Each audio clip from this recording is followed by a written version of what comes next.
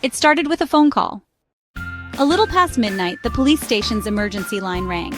Officer Grant, the only one on duty at the front desk, answered. "He's here, but he's not supposed to be." The voice was shaky, breathless, and barely above a whisper. "Who's there, ma'am?" Grant asked, already reaching for a notepad. "I don't know." There was a long, shuddering exhale on the other end, then silence. The call ended abruptly. Tracing the number, officers found it had come from an old roadside motel, one that had seen better days, the kind of place travelers avoided unless they had no other choice. Within minutes, officers were at the scene. The front desk clerk, a thin man with tired eyes, blinked at them in confusion when they asked about the call. "Room 308, he repeated, flipping through his old, battered ledger.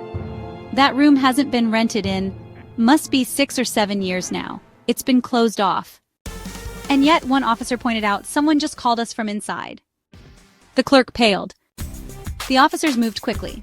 They climbed the creaky staircase, stopping in front of room 308. The door was locked from the inside. They knocked. No answer. After a moment's hesitation, they forced the door open. What they found made no sense. The room was completely empty.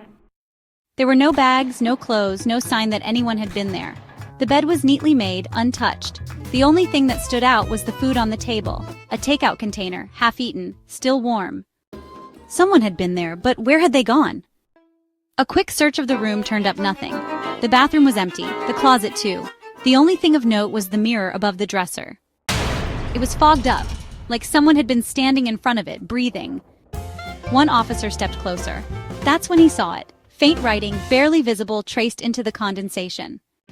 "I was never here."